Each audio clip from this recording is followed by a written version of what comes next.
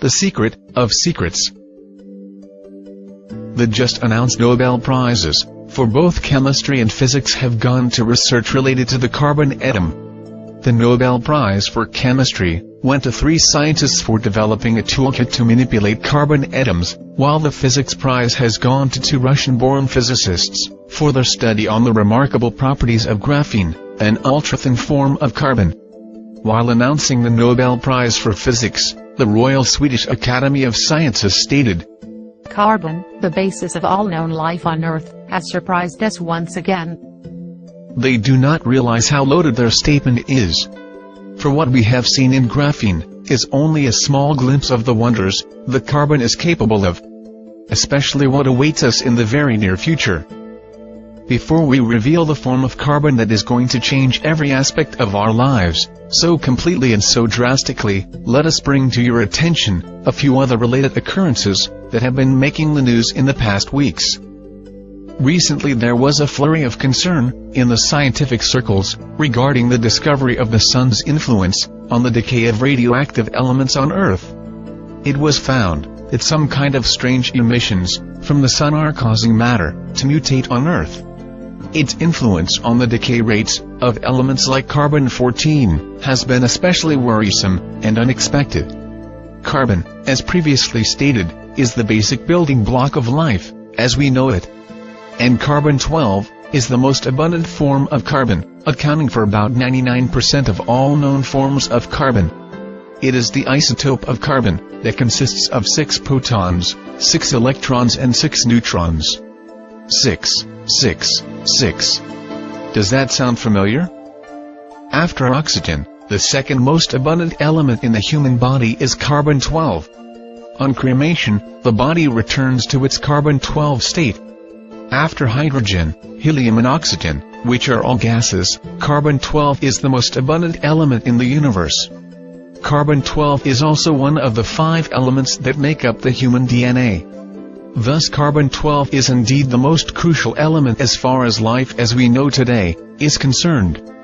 This is probably what the writer of the Revelation meant when he said that 666 was the number of man, or number of the beast. It is the number of carbon-12, which is the basis of man's physical body, which ties him to the physical universe. This is especially significant when we understand what transmutation awaits this carbon-12, which will bestow man such superhuman powers that will make every technological advancement till date completely redundant. Every secret has a time to reveal, a time to celebrate. It is now time to reveal the secret of all secrets, the secret of alchemy, the secret of the philosopher's stone, that which transmutes, in a symbolic sense, lead to gold, the secret of the elixir of life, the secret of amrita, or ambrosia, the nectar of immortality, the secret of something we shall label ascension, since its primary function is to aid the coming ascension, to form a portal into the higher dimension, the secret of carbon-7. Carbon-7 is the hitherto undiscovered isotope of carbon, which has 6 electrons, 6 protons and only 1 neutron. It is the material equivalent of the Kundalini system as well as Metatron's cube. Like iron has the ability of sustaining a magnetic field around it, carbon-7 has the uncanny ability to carry hyperdimensional fields, such as fields of thought, around it. Thus it can amplify thought and other hyperdimensional fields, just as the iron and copper in a transformer can amplify magnetic fields. Naturally, it is formed in the brains of spiritual adepts when they have out-of-body experiences, or perform other supernatural phenomena, such as bilocation, or materialization etc. During such time the glow, or halo, that is formed around the heads of these highly evolved beings, is actually due to the excess neutrons produced when carbon-12 transmutes to carbon-7 inside their brains. However, this carbon-7 quickly decays to other stabler forms of matter. Hence it is almost impossible to detect carbon-7 directly in the human body. History and religion has offered us many clues as to the identity of this most wondrous material through cryptic notations, symbols, and enigmatic texts. But it had to veil it in the most puzzling language, and symbols, since this knowledge, in the wrong hands, could mean the destruction of this planet. Such is its power. In that case, you may ask, why we are revealing it now, since the same risks are still prevalent. There are two main reasons for this revelation, at this point of time. 1. We are now at the very threshold of the most significant shift humanity has ever experienced.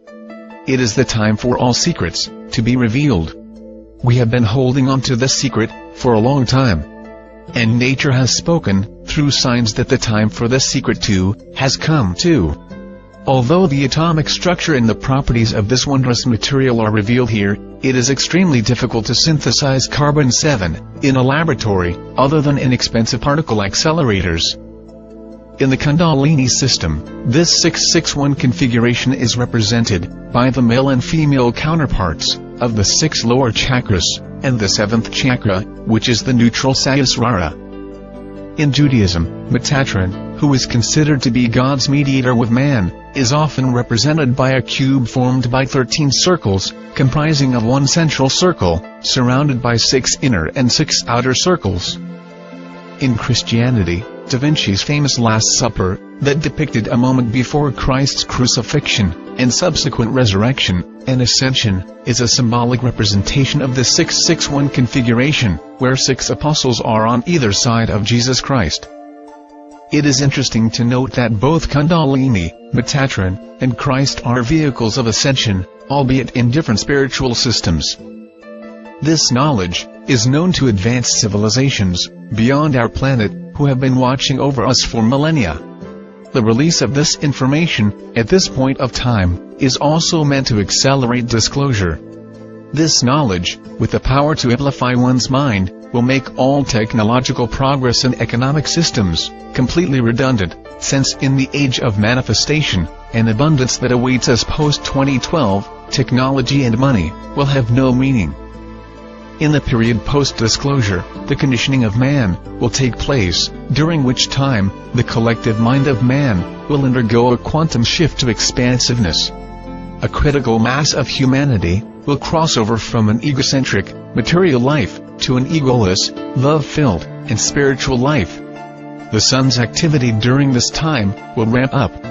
The final transmutation that will be affected by the sun will be the transmutation of the carbon-12 in human DNA into carbon-7. This will empower man to survive the final double cataclysm of the super flare pole shift and migrate to the higher dimensional new Earth.